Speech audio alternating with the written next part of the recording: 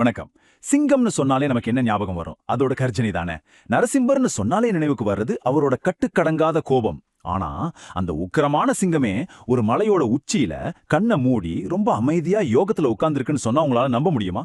வாங்க, இந்தியாவோட ஒரு புனித தலத்துல இருக்கிற இந்த ஆச்சரியமான முரண்பாட்டோட கதைக்குள்ள நம்ம இன்னைக்கு பயணம் பண்ணலாம். இங்கதான் நம்மளோட மைய கேள்வியே ஆரம்பிக்குது.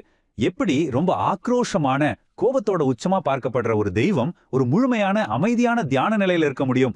இந்த கேள்விக்கான பதில் காலத்தோட ஆழத்துல எங்கேயோ மறைஞ்சிருக்கு. சரி, வாங்க இந்த கதைக்குள்ள இன்னும் கொஞ்சம் ஆழமா போலாம். நாம பேச போறது நரசிம்மரை பத்தி. இரண்யனை வதம் செஞ்ச உக்கிரத்தோட மறு உருவம் அவர். ஆனா இங்க சோழினர்ல நாம பாக்குறது முற்றிலும் வேற ஒரு நரசிம்மர். ரொம்ப அமைதியானவர். எப்படி இந்த மாற்றம் நடந்தது?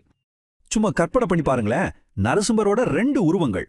ஒன்னு இரணியனை வதம் செஞ்ச கோபத்தோட உச்சம், இன்னொன்னு இங்க இருக்கிற அந்த ஆழ்ந்த அமைதியான தியான நிலை. இந்த ரெண்டுக்கும் நடுவுல இருக்கிற மர்மத்தை தான் நாம இப்போ அவிழ்க்க போறோம். இந்த மர்மத்தோட விட எங்க இருக்கு தெரியுமா? ரொம்ப தூரம்லாம் இல்ல, அந்த கோவிலோட பேர்லயே ஒளிஞ்சிருக்கு. ஆமாங்க, அதோட பழைய பேரும் அதுக்கு பின்னால இருக்கிற புராண கதையும் தான் இந்த புதிருக்கு திறவுகோள். இந்த இடத்தோட மொத்த ரகசியமே ஒரே ஒரு நம்பர்ல அடங்கியிருக்கு. அந்த நம்பர் 24. ஏன் இந்த நம்பர் இவ்ளோ முக்கியம்? வாங்க, அதுக்கு என்ன காரணம்னு பார்க்கலாம். இந்த கோவிலோட உண்மையான பேர் திருக்கடிகை. கடிகை அப்படிங்கிறது ஒரு பழைய கால அளவு. ஒரு நாழிகைன்னு சொல்லுவாங்க இல்லையா, அதுதான். சரியா சொல்லணும்னா 24 நிமிஷம். இந்த இடத்துல வெறும் 24 நிமிஷம் தவம் இருந்தா போதும், மோட்சம் நிச்சயம்னு ஒரு நம்பிக்கை இருக்கு. இந்த 24 நிமிஷத்தோட சக்தி சாதாரணமானது இல்ல. உதாரணத்துக்கு, பெரிய முனிவரான விஸ்வாமித்திரர் இங்க ஒரு கடிக நேரம் தவம் இருந்துதான் பிரம்மரிஷிங்கிற பட்டத்தையே வாங்கினாரு. அதே மாதிரி சப்தரிஷிகளும் இங்க ஒரு கடிக நேரம் தவம் இருந்துதான் நரசிம்மரோட தரிசனத்தையே பெற்றாங்க. ஆனா ஒரு நிமிஷம், இந்த கதை அமைதியா ஆரம்பிக்கல. உண்மையா சொல்ல போனா இது கட்டுக்கடங்காத கோபத்துல தான் ஆரம்பிச்சுது. இரணியனை வதம் செஞ்ச பிறகும் நரசிம்மரோட உக்ரம் கொஞ்சம் கூட குறையல. அந்த ஆக்ரோஷம் தான் அவரை இந்த குன்றோட உச்சிக்கு கொண்டு வந்து சேர்த்தது.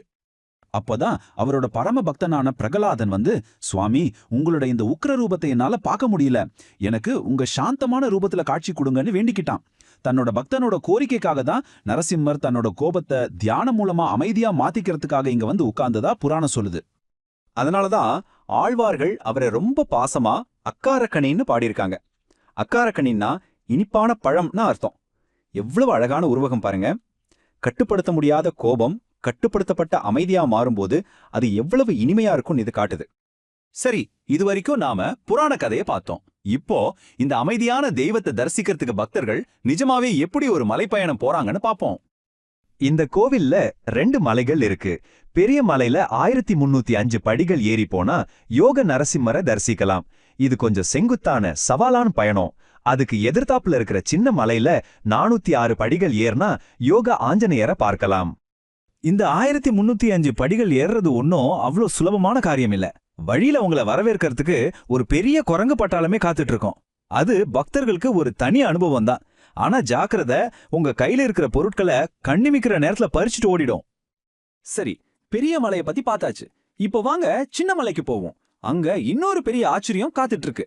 அங்க தன்னோட குருவான நரசிம்மரையே கண்ணை இமைக்காம பார்த்துட்டு இருக்கிற இன்னொரு தெய்வம் இருக்கு. இங்க இருக்கிற யோக ஆஞ்சநேயர் ரொம்பவே அபூர்வமானவர். உலகத்திலேயே இங்க மட்டும்தான் அனுமனுக்கு 4 கைகள் இருக்கு. பின்னாடி இருக்கிற 2 கைகள்ல பெருமாளுக்குரிய சங்கு சக்கரமும், முன்னாடி இருக்கிற கைகள்ல ஜபமாலையும் வச்சிருக்காரு. அவர் கண்ணை மூடி இருந்தாலும் அவரோட பார்வை நேரா பெரிய மலையில இருக்கிற நரசிம்மரை நோக்கி இருக்கிறதா சொல்றாங்க. அதாவது நரசிம்மரோட தியானத்துக்கு எந்த இடையூறும் வந்துடக்கூடாதுன்னு ஒரு பாதுகாவலனா அவர் இங்க உட்கார்ந்திருக்காரு. சரி, இப்போ கடைசியா ஒரு முக்கியமான விஷயத்துக்கு வருவோம். இவ்ளோ பார்த்தோமே, ஆனா இந்த கோவிலோட உண்மையான நோக்கம் என்ன? எதுக்காக பக்தர்கள் இங்க வராங்க? சோளிங்கர்னாலே மனநோய்களை தீர்க்கிற ஒரு தலம்னு பக்தர்களுக்கு ஒரு அசைக்க முடியாத நம்பிக்கை இருக்கு. எப்படி நரசிம்மர் தன்னோட உக்கிரத்தை ஜெயிச்சு அமைதி அடைஞ்சாரோ, அதே மாதிரி இங்க வர்றவங்களும் தங்களோட மனக்குழப்பங்கள், கோபங்கள், கவலைகள் எல்லாத்தையும் ஜெயிக்க முடியும்னு நம்புறாங்க. குறிப்பா கார்த்திகை மாசம் ஞாயிற்றுக்கிழமைகள்ல ஒரு விசேஷ சடங்கு செய்வாங்க. முதல்ல அங்க இருக்கிற தக்கான் குளத்துல குளிக்கணும்.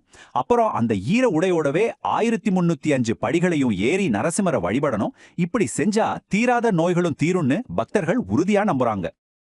இந்த கோயில் நமக்கு ஒரு ஆழமான கேள்வியை விட்டுட்டு போகுது. நம்மளோட வாழ்க்கையில எவ்வளவோ குழப்பங்கள், கவலைகள், டென்ஷன்லாம் இருக்கு இல்லையா? இதுக்கு நடுவுல வெறும் 24 நிமிடங்கள் ஒரு முழுமையான அமைதி, ஒரு முழுமையான சரணாகதி, இது நம்மளோட வாழ்நாள் பிரச்சனைகளை ஜெயிக்க உண்மையிலேயே உதவுமா? யோசிச்சு பாருங்க.